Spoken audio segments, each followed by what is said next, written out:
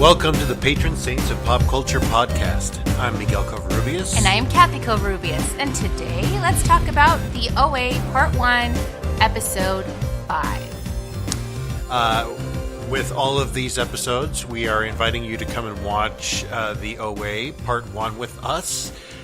We did give you some time to catch up. It has been a few weeks since we have last talked about Part 1. Mm-hmm. We did take a break for superheroes, like was voted on our Facebook poll. And then we did talk about the OA Part 2. And now we're back at it. So we're back in at Episode 5 here. And we also wanted to say a happy Easter, a happy spring fertility festival for all of you other ones, and for all you other ones. Oh my gosh! Happy Passover. Is it really a happy Passover, or like a solemn, or a peaceful Passover? I can't remember. I'm sorry. A happy Ramanavani. Me. We tried. We watched a few pronunciation videos beforehand. It was. We weren't getting it very easily. No, because they varied so drastically. Like some of them, yeah. So it wasn't our fault. We tried. So this will be coming out on Easter. So happy spring. Happy spring. Mm-hmm. Spring festivals and holidays. Good. Yes. So now we've covered that. What do you guys want to do? Do you guys actually want to hear what we're drinking? Because, we figured we might as well start doing it just because, Yeah, and we usually are drinking something while we're on the podcast. I mean, obviously. Sometimes tea. Yeah, some of these, none of these will be sponsors because we're not. Unless they want to sponsor us, We're not going to be rejecting any sponsorships. But tonight we are drinking... We sell out very easily, apparently. Tonight we are drinking Southern beer from Southern Tier Brewing Company, which is actually in one of the towns that we've lived in, Jamestown, New York. I don't know if they claim Jamestown or if they claim... They claim Lakewood. Lakewood. Yeah, it's close enough. But we are drinking their Mango Crush, and this is their Saison Sour Ale. I'm kind of a big fan of sours, and I'm kind of glad that they came out with a sour beer because a lot of their original brews I wasn't a big fan of. It's a little too hoppy for me. So this is good. They're very traditional East Coast IPA. I don't know what it is with the East Coast and their IPAs. Who likes IPAs? It's like a pine cone soaked in cough syrup. I don't know. I think that the people who like IPAs don't really like IPAs. I think they're just saying that they like them to make themselves seem more cool. Anyway, moving on. Back to the OA, Part 1, Episode 5. Review and summary. Quick review. This is the one where most of the episode is spent in Cuba, where Hap is trying to recruit his fifth angel to replace Autumn, I think is what they called her. Mm-hmm.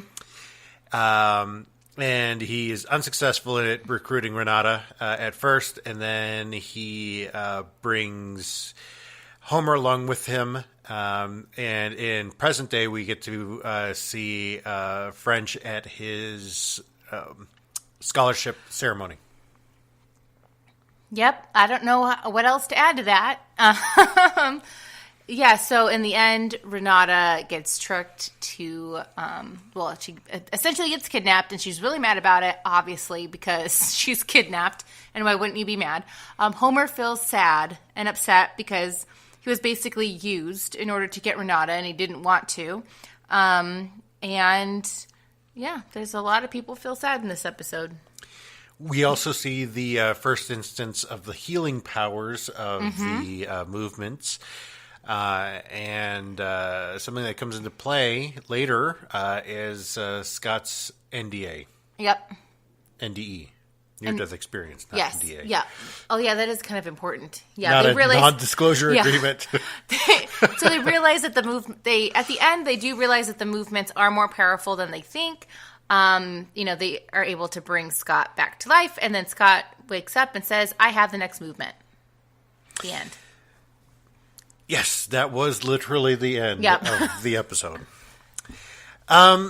This one, I really wanted to, and I was having trouble really thinking of what to talk about for this episode last night. If you follow us on Instagram, you would have seen that I posted a video of thinking, and a couple of ones that said like writing is hard. It was. I really couldn't find really a theme that I was really picking up on in this episode until I thought about it today. I was reading through a summary of the episode, and I suddenly realized that there was this thread that I really liked between both French and Scott.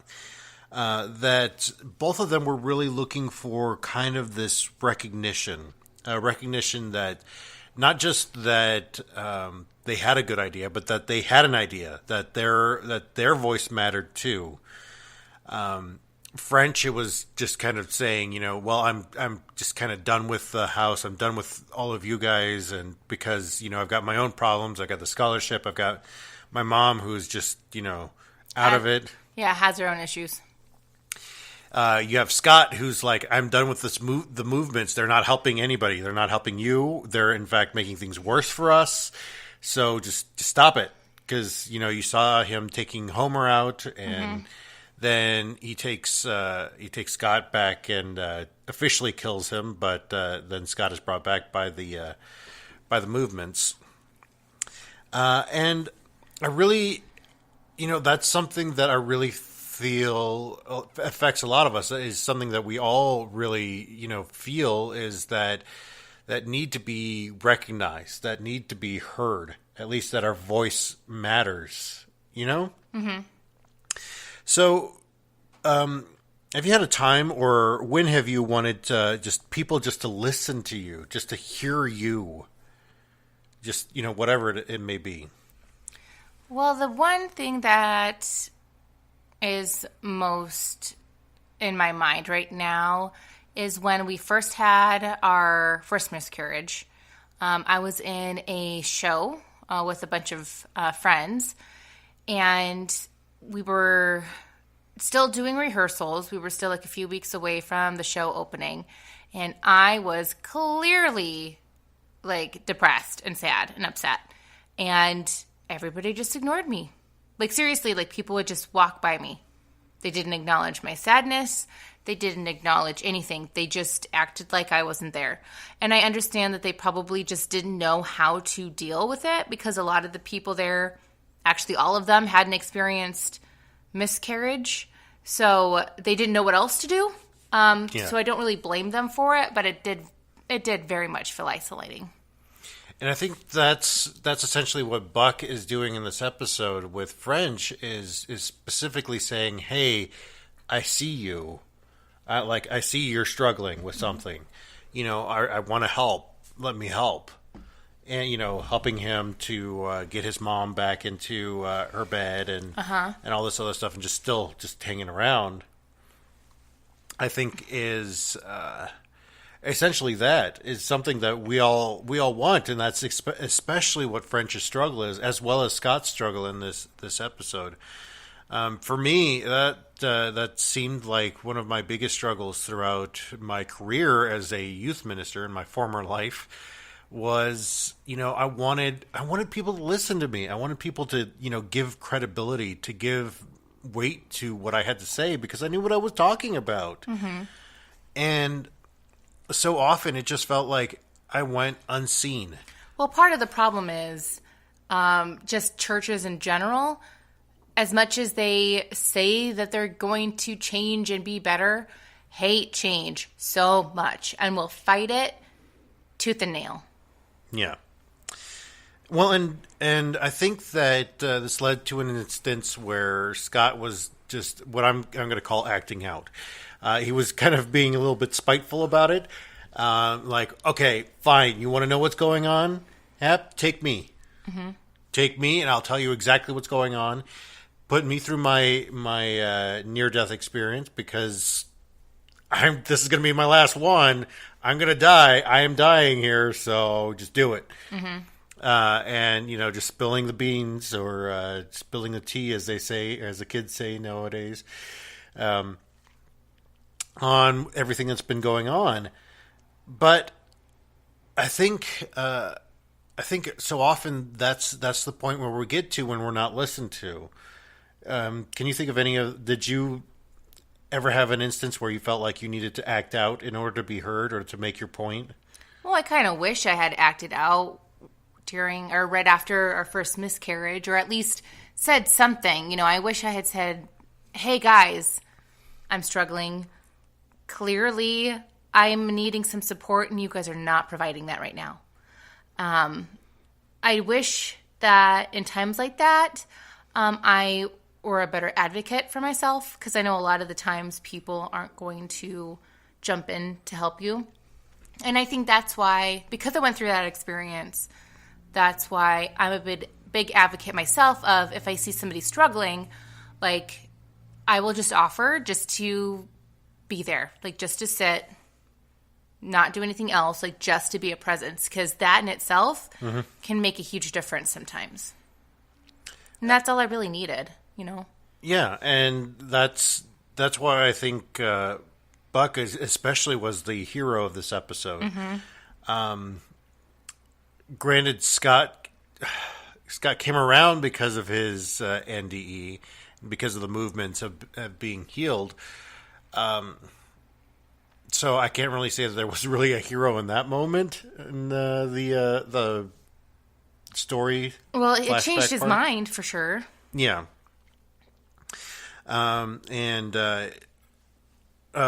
Spoiler alert, you don't get to hear about what actually happened in his NDE until the second season. Yeah. Until the end of the second season. Yep. Sorry, second part. Yes.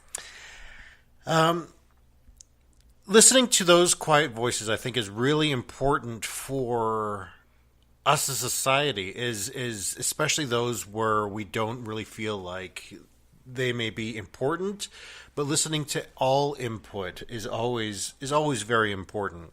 Oh man, there's maybe a handful of times where I think that I feel like I've done that, where I didn't listen to somebody, and I, like, afterwards I knew I should have listened. I really should have just taken the time and listened to that person, to their advice.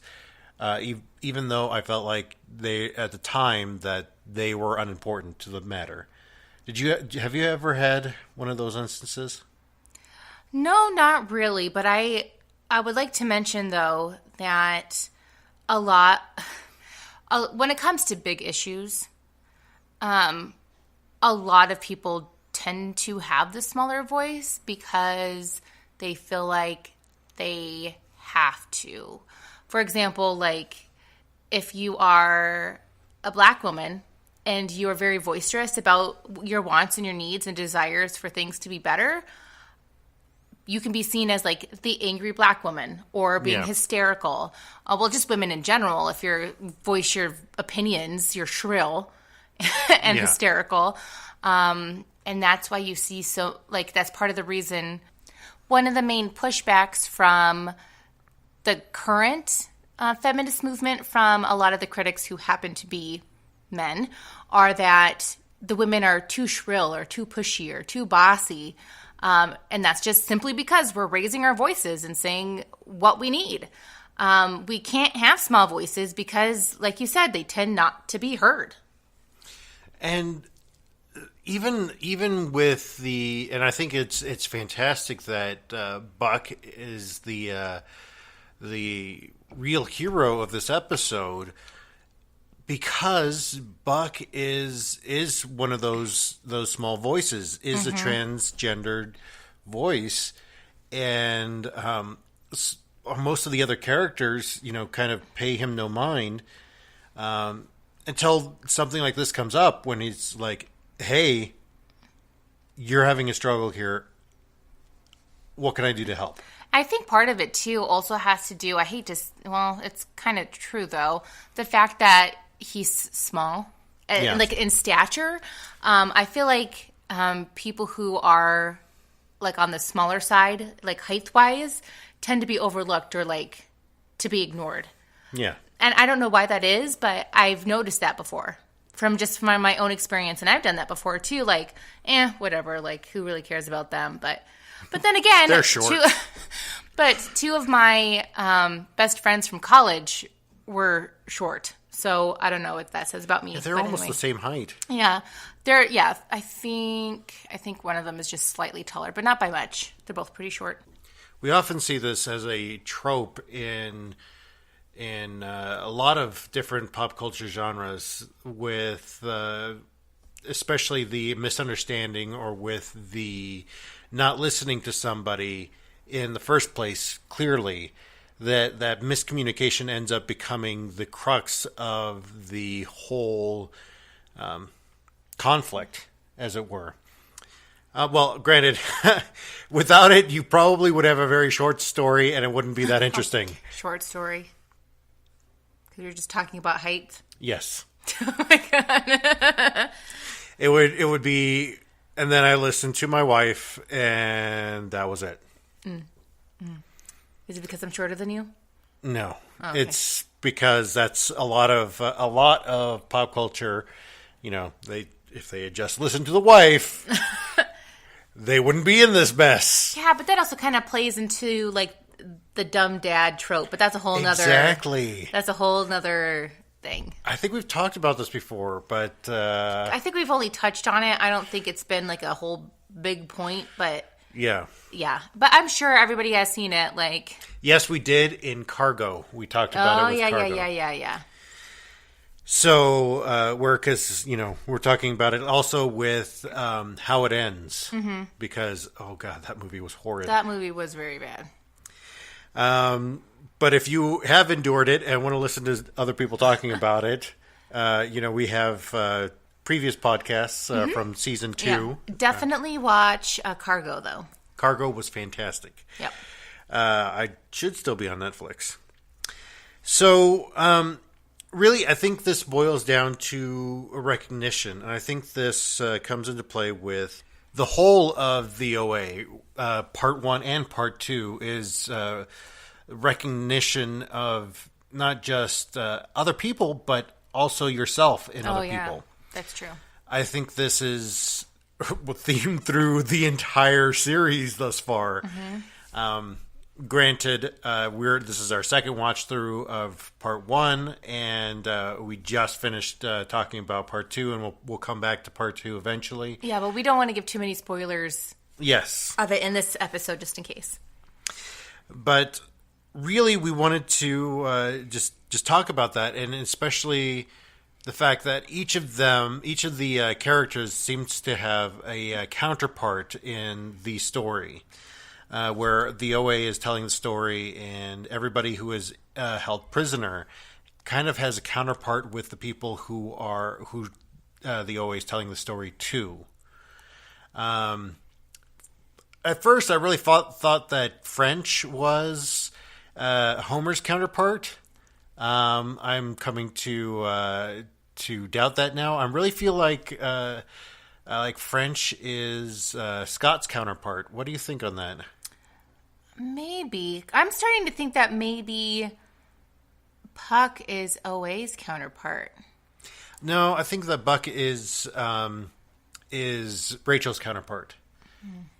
Well, But I'll talk about that when we get to that episode in season 2. No spoilers, so we're not going to talk about that yet. What about BBA though? Yeah, BBA is a tough one. I can't really figure out BBA. Now, when I had that theory of them standing in for the stages of grief for our first ever talking on season 1 of the OA, mm-hmm. I know that each of them kind of do stand in for that. Like Steve is Anger, but I didn't really see Homer as Anger very much until we were rewatching it. Yeah, now I see him as Anger because he's angry in a lot of the episodes. You know what? Maybe BBA and OA are counterparts, which would make sense because they both abbreviate their names. Yeah. They both are quieter, mm-hmm. And people tend to underestimate them. Yeah. And that's maybe why BBA was so important. And BB-8 is rather important in season 2. Spoilers. Sorry, I forgot. I know. Here I am going. I'm not going to spoil it for you, and then I just word vomited it. So there's a theory for you: is that French is actually Scott's counterpart. So should we recognize ourselves in others? And I think this plays in a lot with what I talked about last week with Russian Doll, is that we need each other. We need each other to help shape each one of us. Yeah. I think that, well, going back to the characters, especially the teenagers, I remember being a teenager and having a real tough time recognizing myself in others, or the connection that I would have between other people who have gone through similar experiences, because I was just so stuck on the fact that, my life is complicated. Your life can't be complicated because my life is complicated. Yeah. And I think that's just a common thing that we all go through, especially as teenagers. But most of us, as we grow up, are able to recognize that we do all have some similarities and are able to build upon relationships that way and build trust that way. But there's obviously some of us who are almost incapable of learning that. Well, this is the beautiful point, and I don't think that the movie did it justice, but the beautiful point of John Green's novel, it's a young adult novel, but Paper Towns. The movie was not nearly as good as the book on that point. No, I agree. But as to imagine others as complexly as you imagine yourself. And that's one thing that I really feel like I think is evident throughout the OA, and especially in this episode, is that's when Buck becomes a hero in this episode, is by recognizing the complexity in French. Mm-hmm. And seeing French, especially there when he's dropping his mother off. So, anyway, that's what I had to talk about today for that episode. And the end. No. So, again, I'm going to pick something that's a little bit more obvious in terms of the themes, because I like to make things easy on myself. I'm just being honest. I'm going to focus more on Homer and what he went through. So just again, a little reminder of what happened to him. So Homer is taken to Cuba because, oh my gosh, what's his name? Hap? Yeah, Hap was unable to convince Renata to come with him because she's a smart cookie and he's kind of weird. So he then takes Homer, and because he realizes that she really likes the young men. Yep. I'll just say that. She really likes the young men. She likes the attractive young men. And so he's like, oh, I have one of those. So he goes and grabs Homer and takes him to Cuba. And while Homer is there, he promised the others that if he had the chance to run, that he would. And I think they've all kind of, would do that as well too. So he does. He tries to run away, but he gets caught by Hap. Mm-hmm. And after that happened, Hap is just like, well, what do you plan on doing? If you kill me, like, they're going to die down there. If you run away, you have no idea where I have them kept, and they're going to die. Reinforcing his power over. Exactly. So that kind of like paralyzes Homer, and Homer, it just feels trapped in that he has to do what Hap tells him to.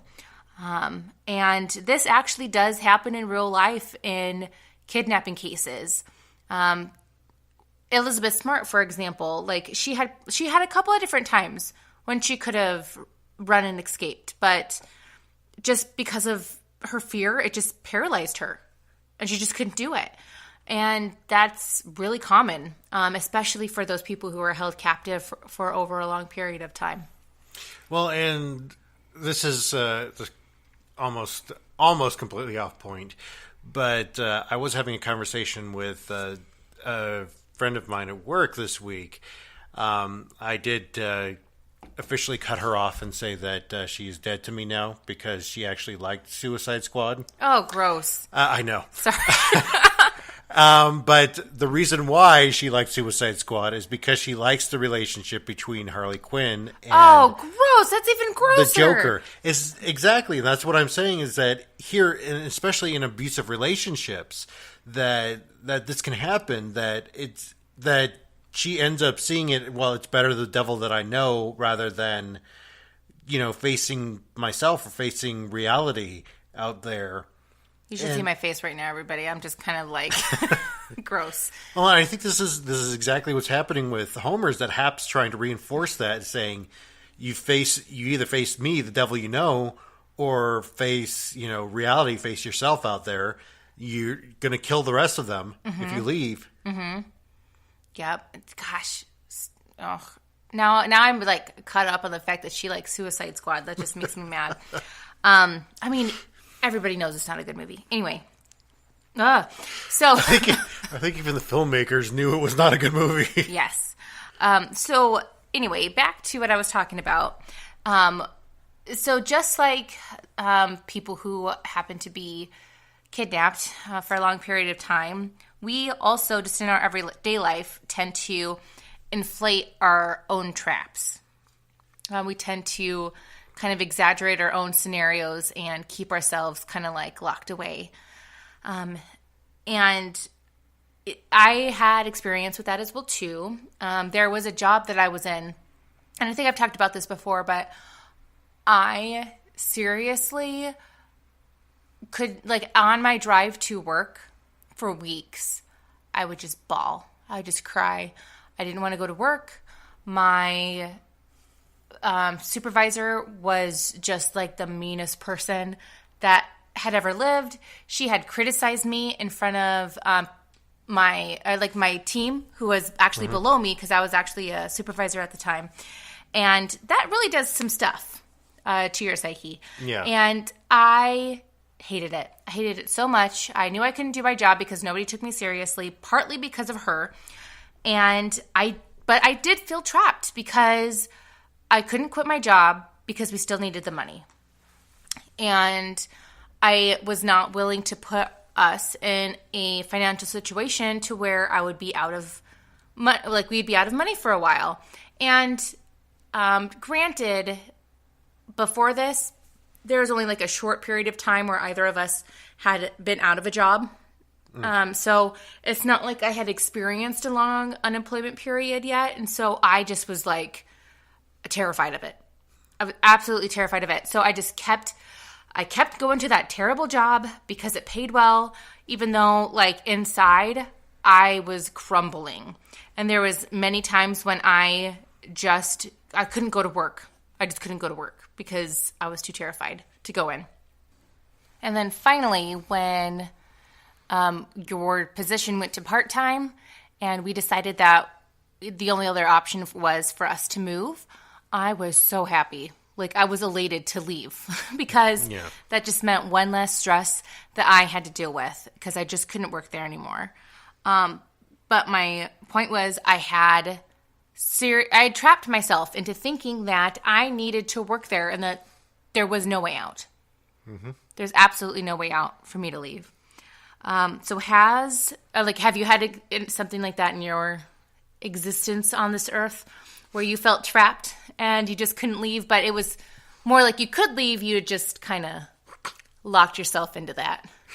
I'm laughing because you're asking somebody who has been diagnosed with generalized anxiety disorder. So you should have a lot of examples. Yes. Every day I feel trapped inside myself. No, not like that. I mean like for work or for school or maybe a friendship or a pet or a something. Well, yeah, a specific example would probably be. Yeah, well, see, because I realize that there are those people that often don't get the credit they deserve. I do feel like sometimes I get trapped in friendships where it's a weird dynamic, where it's more that I pity the person rather than I'm actually their friend. And so then I end up feeling trapped in that relationship because You're their only can't friend. unfriend them. Yeah. You're their only friend. So, which, it's not healthy for either of us. No, yeah. I've definitely felt that before, the whole feeling trapped in a friendship, especially if that other person has, given you a lot. Not necessarily in terms of like items or anything like that, but a lot of time and maybe a lot of energy, Yeah. which is definitely a good thing in a friendship. But then sometimes it can definitely be a bad thing in a friendship. I don't know how else to describe that, but Well, the main one that I'm thinking of is not that I felt trapped, but that she felt trapped. An ex-girlfriend of mine that actually told my brother's wife, and I'm only clarifying this for the audience because, you already know this story. Yeah. You told me this story. Told my brother's wife that she was only with me because, she felt bad for me because of the things that were going on in my life. Which that's not a good reason to be a significant other with somebody. nope. And I feel like as adults, we need to be a little bit more okay with realizing when a friendship isn't good for us and deciding to cut the cord. To be honest, there's times when we have to recognize that, we got to put ourselves out there and gain more friendships for sure. But then there's also times when just to be healthy, we have to say no more. Well, as a very wise person has told me recently, Was it me? no, actually, Oh, okay. was that you need to just step out of the dysfunction. You just need to say, no, can't deal with that. I can't continue to be a part of this dysfunction. I'm going to take myself out. Yep. And believe it's weird at first, definitely. And I think part of the reason why we, as just general humans, have a hard time doing it is because we feel like we're abandoning them. Yeah. But sometimes it's necessary in order to make sure that you yourself as a person can move on. And sometimes you just got to unfriend people on your Facebook friends list. Like, seriously, why are you friends with them? Exactly. No, I definitely go through every couple of months and purge people because I'm like, you don't add anything to my life, or you're racist or sexist, and so why am I dealing with this? I'm just going to take you out and less stress there. Well, out of my whole Miguel-olution after the breakdown was definitely, a lot of that purging of friends list and a lot of social media out of my life. And so, that was something that needed to happen. Yeah. Which is why there are some times when I actually have to unfollow some of our Instagram followers because I'm like, I don't need this in my life. No, yeah, yep. But we love you all. Yeah. So Homer definitely was used for Hap's experiment to gather a new person, which he felt terrible about. But, obviously I would too. He did warn her. And I think that, I know Homer is really upset about it, but I feel like he's a little too upset with himself because he almost was forced into it. Like he didn't see any other way out because he was trapped. But so have you felt used by someone in order to help their cause? Like has somebody used you to help their cause? Again, story of my life.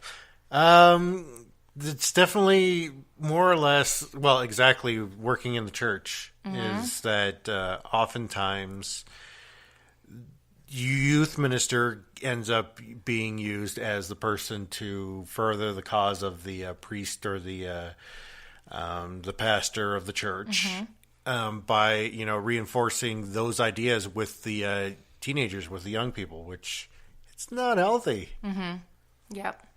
I think back at the job that I hated so much, I feel like one of the reasons why they decided to move me up so quickly was because it looks good for the supervisor to advance people. Yeah. You know what I mean? Like, look at me. Look at all these people that I helped advance their careers in.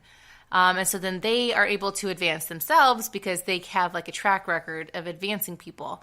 And not to say that I don't think that I was ready. Like, I feel like I could have done a really good job. I just feel like the supervisor that I went to after I was promoted was definitely not a supervisor type. Yeah. More of the micromanager rather than a manager. Yes. Well, and to be fair, this person did come, like well, you guys know she's a woman now. I was trying to keep that out, but I don't think it's going to make a big difference. But she came from, she was a professional chef, and she had worked in some really top tier kitchens for a while. And that scene is legit stressful, and you do have to be tough, and you do have to micromanage because you have to make sure that the dish that you are serving is going to be the same flavor, the same style as the person who ordered that dish like previously. Yeah. You know, so that's understandable. But when it comes to the type of service that we were in when she was supervisor, being my supervisor, it just didn't work. And it was just too stressful and too much stress upon me. So, yeah. Yeah, well, which is why I love cooking, but I'd never want a career in it. Mm-hmm. So. Yeah, absolutely. Yeah, so that's all I got to say. Again, we invite you to come and join us in our conversations on the OA. We would love for you to watch with us. We are going to be doing episode 6 in 2 weeks. So come back for that. Next week, we're going to be talking about season 3 of This Is Us. For more of our stories about the miscarriages, we do have an episode where we talked about the pilot episode for This Is Us season 1 and season 1 of our podcast. Actually, probably one of the better ones when we didn't know how to edit our podcast. So we're better. We got better. We're not dead yet. Yep. So in order to join the conversation, you'll have to follow us on either our Instagram or our Facebook at Patron Saints of Pulp Culture. I almost forgot what we were called for a second. We are also on Twitter at The Honest Faith, and you can find us at our website at thehonestfaith.com. You can also find us on a brand new app called Smashbomb, which is a review app for everything. You can review TV, movies, apps, everything like that. You can even review podcasts, which I have added to podcast. You can find us, Patron Saints of Pop Culture. You can even use friends of Patron Saints of Pop Culture to join our group and to talk about things that we're going to be talking about or any of our previous episodes. We would love to get in contact with you guys. Mm-hmm. So with all of that being said, we invite you to come and join the conversation. Bye.